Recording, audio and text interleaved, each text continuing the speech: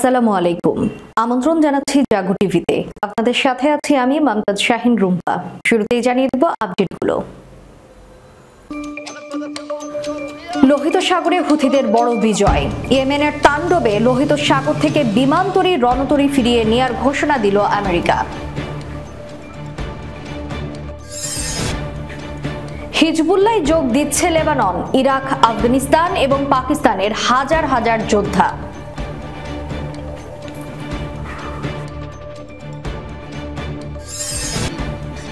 মানবহীন জলযান তুফান 1 এর ভিডিও প্রকাশ করল ইয়েমেনি সেনাবাহিনী।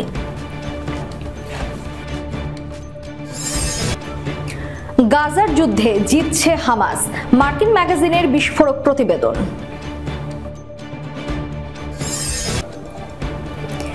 ইসরায়েলি বন্দরে 4টি জাহাজে হামলা চালালো হুথি যোদ্ধারা।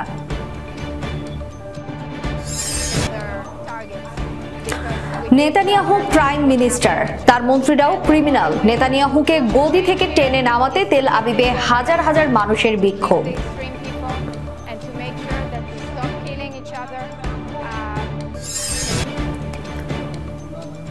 কংগ্রেসে নেতানিয়াহুর ভাষণ নিয়ে দুশ্চিন্তায় খোদ হোয়াইট হাউস।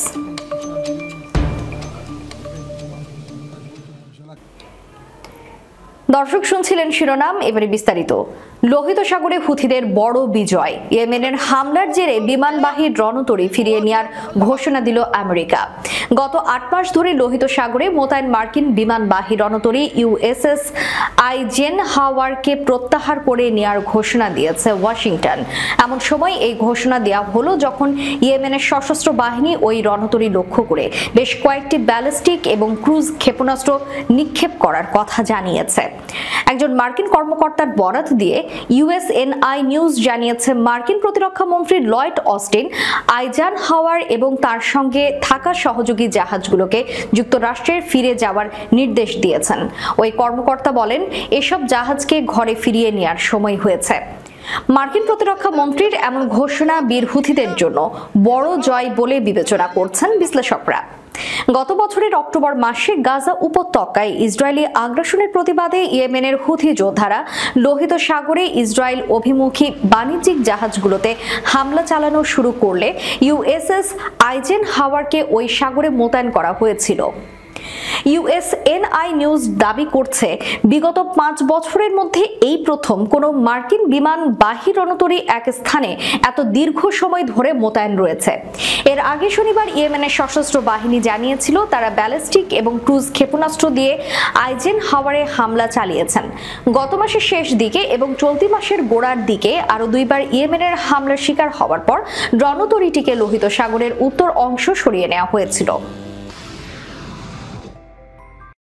ইসরায়েলের বিরুদ্ধে যুদ্ধে অংশ নিতে লেবাননের সশস্ত্র গোষ্ঠী হিজবুল্লায় যোগ দিতে প্রস্তুত মধ্যপ্রাচ্যের ইরান সমর্থিত হাজার হাজার যোদ্ধা। ইরান সমর্থিত দলগুলোর কর্মকর্তা এবং বিশ্লেষকরা বলেছেন, ইসরায়েলের সঙ্গে বর্তমান সংঘাত পূর্ণাঙ্গ যুদ্ধের রূপ নিতে পারে আশঙ্কায় এমন প্রস্তাব দিয়েছেন তারা। রবিবার এক প্রতিবেদনে মার্কিন বার্তা সংস্থা এটি এই খবর জানিয়েছে। কর্মকর্তারা আরও বলেছেন, গত 1 দশকে সিরিয়ার 13 বছরের সংঘাতে একত্রে যুদ্ধ করেছেন লেবানন, ইরাক, আফগানিস্তান এবং পাকিস্তানের ইরান সমর্থিত যোদ্ধারা। সিরিয়ার প্রেসিডেন্ট বাশার আল আসাদের পক্ষে ভারসাম্য বজায় রাখতে সাহায্য করেছেন। তারা আবারও ইসরায়েলের বিরুদ্ধে একজোট হতে পারেন। ইরান সমর্থিত লেবানিজ এবং ইরাকি গোষ্ঠীর কর্মকর্তারা বলেছেন, লেবানন ইসরায়েল সীমান্তে যুদ্ধ শুরু হলে আশপাশের অঞ্চল থেকে ইরান সমর্থিত যোদ্ধারা যোগ দেবেন। এদিকে ইরাকের ইরান সমর্থিত গোষ্ঠীর এক কর্মকর্তাও একই কথার উল্লেখ করে বলেছেন, যদি সর্বাত্মক যুদ্ধ শুরু হয় আমরা হিজবুল্লাহর সঙ্গে কাঁধে কাঁধ মিলিয়ে লড়াই করব। লেবাননের ইরান সমর্থিত গোষ্ঠীর এক কর্মকর্তা নাম প্রকাশ না করার শর্তে বলেছেন, ইরাকের পপুলার মোবিলাইজেশন ফোর্স, আফগানিস্তানের ফাতি মিউন, পাকিস্তান জেইনা বিউন এবং ইয়েমেনের ইরান সমর্থিত বিদ্রোহী গোষ্ঠীর যোদ্ধারা যুদ্ধে অংশ নিতে লেবাননে আসতে পারেন। এদিকে জাহাজ ধ্বংসে নতুন এক মানবহীন জলযান আবিষ্কার করেছে ইয়েমেনি সেনাবাহিনী। এর নাম দেওয়া হয়েছে তুফান 1।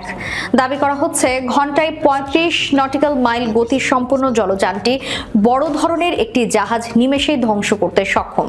মূলত গাজায় গণহত্যায় ইসরায়েলি ও তাদের সমর্থনকারী জোট বাহিনীর জাহাজগুলোর উপর আক্রমণ চালাতে এর আবিষ্কার। রবিবার ইয়েমেনি সেনাবাহিনী প্রথমবারের মতো তুফান 1 নামে মানবহীন আন্ডার ওয়াটার ভেহিকেল এর ভিডিও চিত্র প্রকাশ করেছে। সেনাবাহিনীটির মতে তুফান 1 এর ওজন 150 কেজি এবং এর গতি প্রতি ঘন্টায় 35 নটিক্যাল মাইল। জলযানটির বৈশিষ্ট্যগুলোর মধ্যে রয়েছে কৌশল, স্টিলথের উচ্চ গতি। এটির ইয়েমেনের সমুদ্রের কাছাকাছি থাকা লক্ষ্যবস্তুর জন্য প্রস্তুত করা হয়েছে বলেও জানানো হয়েছে। ইরানের রাষ্ট্রীয় বার্তা সংস্থা ইসলামিক রিপাবলিক নিউজ এজেন্সিতে প্রকাশ করা এক ভিডিওতে দেখা গেছে স্পিড বোটের মতো দেখতে তুফান 1 জলযানটি সমুদ্রের নোঙর করা একটি জাহাজে স্পর্শ করা মাত্র জাহাজটি প্রায় পুরো ধ্বংস হয়ে গেছে। গাজার যুদ্ধে জিতছে হামাস। মার্কিন ম্যাগাজিন ফরেন অ্যাফেয়ার্স ম্যাগাজিন শুক্রবার এমন বিস্ফোরক প্রতিবেদন প্রকাশ করেছে। সংবাদ মাধ্যমটি বলেছে হামাস গত 7 অক্টোবরের থেকে এখন অনেক বেশি জনপ্রিয়। সূত্র মিডল ইস্ট মনিটর। ম্যাগাজিনটি লিখেছে 9 মাস ধরে ভয়াবহ যুদ্ধ চলার পর এখন কঠিন বাস্তবতার স্বীকৃতি দেওয়ার সময় এসেছে। তা হলো হামাসকে পরাজিত করার কোনো সামরিক সমাধান নেই। হামাস পরাজিত হয়নি এবং তাদের পরাজয়ের কোনো সম্ভাবনাও দেখা যাচ্ছে না। ফরেন অ্যাফেয়ার্স ম্যাগাজিন আরো লিখেছে ইসরায়েল গাজার উত্তর ও দক্ষিণ অঞ্চল দখল করে নিয়েছে। প্রায় 40,000 সেনা সেখানে যুদ্ধ করছে। ইসরায়েলে গাজায় অন্তত 70 টন বোমা ফেলেছে, যা দ্বিতীয় বিশ্বযুদ্ধের সময় লন্ডন, ব্রেসডেন এবং হামবুর্গে ফেলা মোট বোমার চেয়েও অনেক বেশি। এই বোমা হামলায় ধ্বংস হয়েছে উপত্যকাটির 80% বাড়িঘর এবং অবকাঠামো। বাস্তুচ্যুত সেখানকার প্রায় সব ফিলিস্তিনি। নিহত হয়েছেন 38,000 ফিলিস্তিনি। আহত হয়েছেন 85,000-এরও বেশি। অবরুদ্ধ গাজায় উপত্যকায় চলছে ভয়াবহ দুর্ভিক্ষ অবস্থা। নেই খাবার, পানি, বিদ্যুৎ, ঔষধ এবং চিকিৎসা সুবিধা। ম্যাগাজিনটি লিখেছে ভিয়েতনামে যেমন আমেরিকা ব্যর্থ ও পরাজিত হয়েছে, ইসরায়েল ও গাজায় সেই পরিণতি ভোগ করতে যাচ্ছে। ইসরায়েলি সেনারা রাজনৈতিক ও নৈতিক সীমা লঙ্ঘন করে সামরিক শক্তির যথেষ্ট ব্যবহার করে যাচ্ছে। তারা হামাসের শক্তির উৎস সম্পর্কে বিভ্রান্তিতে ভুগছে। পত্রিকাটি বলেছে ইসরায়েলের বড় সার্থকতা হলো তারা একথা বুঝতে ব্যর্থ হয়েছে যে তাদের ধ্বংস ও হত্যাকাণ্ড কেবল তাদের শত্রু হামাসকে আরো শক্তিশালী করেছে। ইয়েমেনের হুথিরা বলেছেন ইসরায়েলের উত্তর হাইফা বন্দরে 4টি জাহাজ লক্ষ্য করে যৌথ সামরিক অভিযান পরিচালনা করেছে তারা। শনিবার ইরাকের সশস্ত্র গোষ্ঠী ইসলামিক রেজিস্ট্যান্সের সঙ্গে যৌথ এই অভিযান চালায় তারা। ব্রিটিশ বার্তা সংস্থা রয়টার্স এই খবর জানিয়েছে। হুথি সামরিক মুখপাত্র ইয়াহিয়া সারি এক টেলিভিশন বিবৃতিতে বলেছেন দল দুটি শনিবার হাইফা বন্দরে 2টি সিস্টেম ট্যাঙ্কার এবং 2টি পণ্যবাহী জাহাজে ড্রোন হামলা চালায়। তিনি বলেন জাহাজগুলোকে লক্ষ্যবস্তু করা হয়েছিল কারণ জাহাজগুলোর মালিকানাধীন কোম্পানি অধিকৃত ফিলিস্তিনের বন্দরে প্রবেশের নিষেধাজ্ঞা লঙ্ঘন করেছে।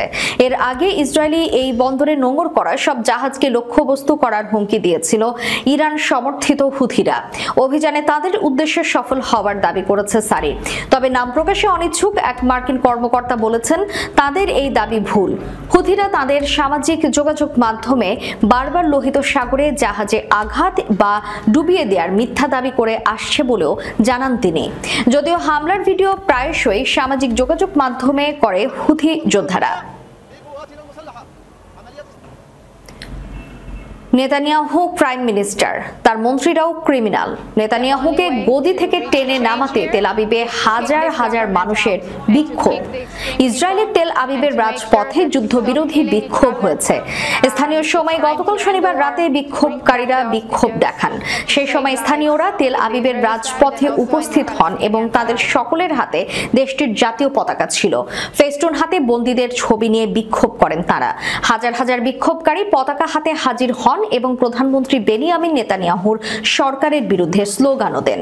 তাদের দাবি গাজায় হামাসের হাতে বন্দী থাকা ব্যক্তিদের দ্রুত ফিরিয়ে আনতে হবে, এই যুদ্ধ বন্ধ করতে হবে এবং ইসরায়েলের নতুন সরকার নির্বাচন করতে হবে। অনেক বিক্ষোভকারী প্রাইম মিনিস্টার এবং যুদ্ধ বন্ধ করুন লেখা প্লাকার্ড হাতে বিক্ষোভ করেন। এর আগে সেখানকার মাটি লাল রং করা হয়েছিল। বিক্ষোভকারীরা অনেকে তেল আবিবের গণতন্ত্র চত্বরে মাটিতে শুয়ে পড়েন। বিক্ষোভকারীরা জানান নেতানিয়াহুর হাতে আজ আজ ইসরায়েলের গণতন্ত্র এভাবেই রক্তক্ষয় বাড়ছে, এভাবেই নির্দোষ মানুষজনদের প্রাণ যাচ্ছে। এই যুদ্ধ বন্ধ না করলে হামাসের হাতে বন্দী তাদের আত্মীয় পরিজনদের ফিরে পাবে না তারা। অপরদিকে আগামী মাসে মার্কিন কংগ্রেসে ভাষণ দেওয়ার কথা রয়েছে ইসরায়েলের প্রধানমন্ত্রী বেনিয়ামিন নেতানিয়াহুর। আর তার এই আসন্ন ভাষণ নিয়ে উদ্বিগ্ন হয়ে পড়েছে খোদ হোয়াইট হাউস। তারা আশঙ্কা করছেন ভাষণে নেতানিয়াহু মার্কিন প্রেসিডেন্ট জো বাইডেনের সমালোচনা করতে পারেন। এছাড়া গাজায় ইসরায়েলের যুদ্ধে মার্কিন প্রশাসনের নেওয়া পদক্ষেপের নিন্দাও জানাতে পারেন ইসরায়েলের প্রধানমন্ত্রী।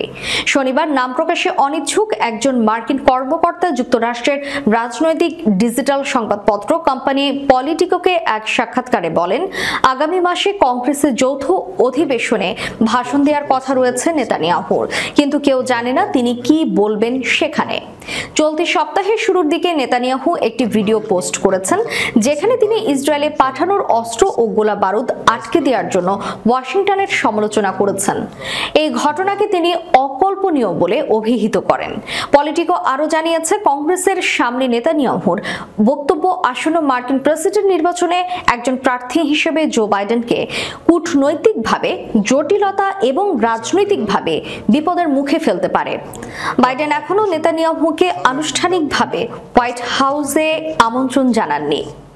তবে পলিটিকোর সঙ্গে কথা বলা কর্মকর্তা জানিয়েছেন হোয়াইট হাউসে দু নেতার মুখোমুখি বৈঠক হওয়ার সম্ভাবনা রয়েছে। এর আগে ওয়াশিংটনকে নিয়ে নেতানিয়াহুর দেয়া বিরোধপূর্ণ বক্তব্যে দুই দেশের মধ্যে সম্পর্কের অবনতি হয়। হোয়াইট হাউস সে বিষয়ে অবগত রয়েছে। তবে এবারের কংগ্রেসে ভাষণ নিয়ে মার্কিন কর্মকর্তারা প্রকাশ্যে বলেছেন যে তারা জানেন না কি বিষয়ে কথা বলবেন ইসরায়েলের প্রধানমন্ত্রী বেনিয়ামিন নেতানিয়াহু। তবে ব্যক্তিগতভাবে বাইডেনের দল নেতানিয়াহুর অকৃতজ্ঞতায় ক্ষুব্ধ এবং হতবাক।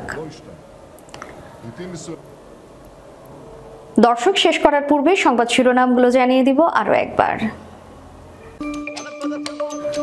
লোহিত সাগরে হুথিদের বড় বিজয়। ইয়েমেনের তাণ্ডবে লোহিত সাগর থেকে বিমানতরী রণতরী ফিরিয়ে নেয়ার ঘোষণা দিল আমেরিকা। হিজবুল্লায় যোগ দিচ্ছে লেবানন, ইরাক, আফগানিস্তান এবং পাকিস্তানের হাজার হাজার যোদ্ধা।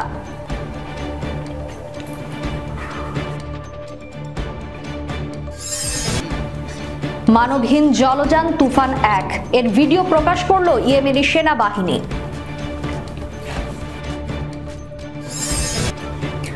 গাজার যুদ্ধে জিতছে হামাস, মার্কিন ম্যাগাজিনের বিস্ফোরক প্রতিবেদন।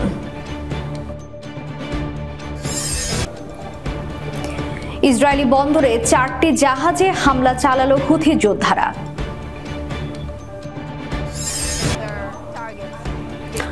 নেতানিয়াহু প্রাইম মিনিস্টার, তার মন্ত্রীরাও ক্রিমিনাল। নেতানিয়াহুকে গদি থেকে টেনে নামাতে তেল আবিবে হাজার হাজার মানুষের বিক্ষোভ।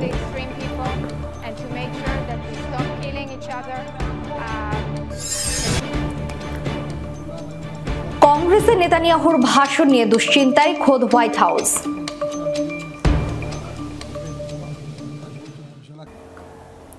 এতক্ষণ আমাদের সাথে থাকার জন্য ধন্যবাদ। আল্লাহ হাফেজ।